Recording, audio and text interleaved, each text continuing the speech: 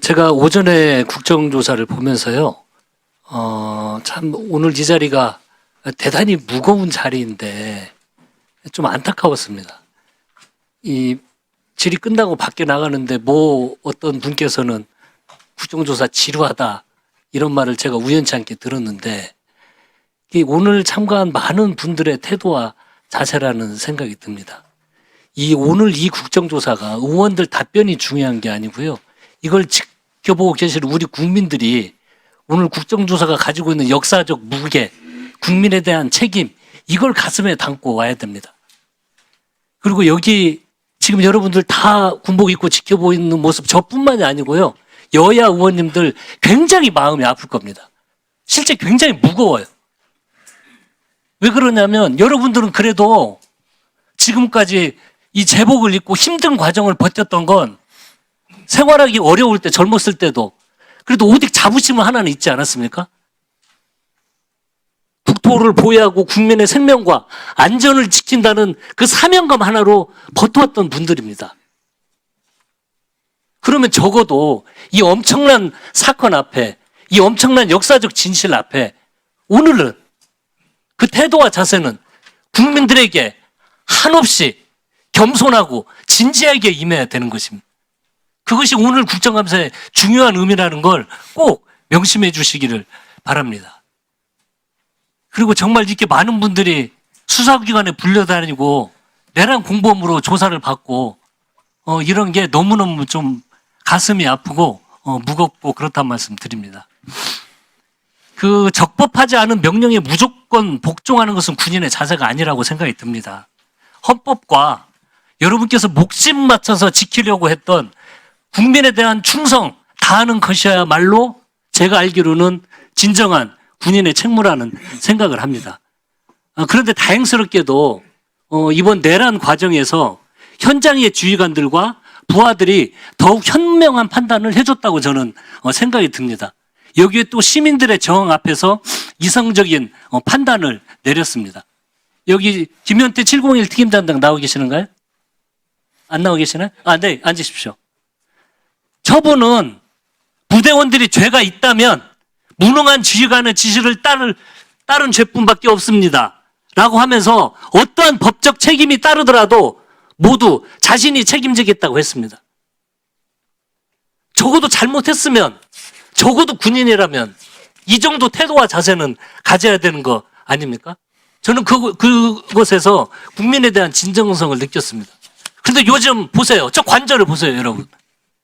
윤석열이라는 분은 어떻게 하고 있습니까? 여러분들이 지금 이 수사받고 고초받고 있는데 다 외면하고 있지 않습니까? 자기를 지키고 있는 경호처 직원들 특수공무 집행방해로 처벌 받을 수도 있는데 끝까지 싸우겠다고 하면서 사지로 내몰고 있습니다. 국민의 갈등을 부추기고 있습니다. 정말 이게 대통령이라는 소리가 그래서 절로 나온다고 생각이 듭니다. 저는 너무 비겁하다고 생각이 들고 이런 자가 과연 우리의 대통령이었는가 하는 참 창피함이 들 정도입니다. 그래서 우리 701 단장처럼 최소한의 대통령이라면 이렇게 이야기했어야 된다고 생각이 듭니다. 군경 지휘관들이 죄가 있다면 무능한 대통령의 지시를 따랐을 죄뿐 모든 책임은 대통령 제가 지겠습니다. 국민 여러분. 죄송합니다. 하고 관저에 나와야 되는 거 아닙니까? 그래서 여러분들 그 무거운 마음을 좀 덜어줘야 되는 거 아닙니까? 이게 지휘관이고 대한민국을 책임졌던 대통령이라면 최소한의 그런 자세를 가져야 된다는 생각이 듭니다. 여러분들 꼭 좀 명심해 주셨으면 좋겠고요. 이후에 답변에 이 역사가 가지고 있는 무게감, 국민들 바라보면서 정말 진지하게 답변을 해 주시기를 부탁 말씀드리겠습니다. 그 대통령이 국무회의 절차도 무시하고 총리, 부총리도 그 계엄을 할 때 반대를 했습니다. 근데 제가 이번 사건을 보면서 좀 이렇게 이해가 안 가는 부분이 있었어요. 제가 뭐 군 전문가는 아니니까. 근데 상식적으로 여러분들 사령관님쯤 하시면 군의 최고 엘리트들이고 다 법률 자문기관들을 옆에 있을 텐데 이게 군과 경찰을 동원해서 국회의 기능을 마비시키고 헌법기관인 중앙선거관리위원회를 장악을 시도하고 이것이 비상계엄이 헌법과 법률에 위반된다는 걸 이걸 몰랐습니까? 저 전 계엄사령관님. 그걸 인지를 했을 때 정말 이러한 이게 계엄이 이 헌법과 법률에 위반되는 걸 인지 자체를 아예 못했습니까? 예, 그때 그 계엄선 법문상의 내용을 자세히 볼 수도 없었을 뿐만 아니라 그런 상황실이나 참모위원이 구성이 안 돼 있었고 법적인 검토가 끝났다는 그런 말씀과 일부 이렇게 공유 윤독을 해보았지만은 그런 정도의 지식은 없었습니다. 아니 그러면 일이 그 발령하고 그 주변에 뭐 법률 참모들이 뭐 그런 이야기 안 했습니까? 그때까지는 아직 소집이 안 된 상태였었습니다. 그 전 수방사령관님, 이 법률적 검토 이런 걸 아예 시간이 촉박했습니까? 왜 그럽니까? 제가 궁금해서 그럽니다. 예, 그때 상황은 계엄 선포가 되자마자 있었던 사람은 저와 일부 참모였기 때문에 법적 조언을 들을 상황이 아니었고, 그냥 대통령 지시만 따랐을 뿐이네요, 명령을. 예, 다음에 우리 특전사령관님. 똑같이 이 어떤 그럴 경황이 시간이 너무 촉박했습니까?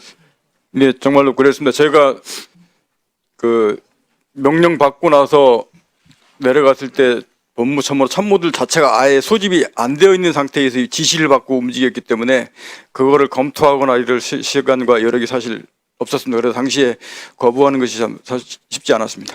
그러면 좋습니다. 뭐 시간이 촉박해서 참 납득이 안 가는데 그 명령에 따라서 그랬을 뿐인데요.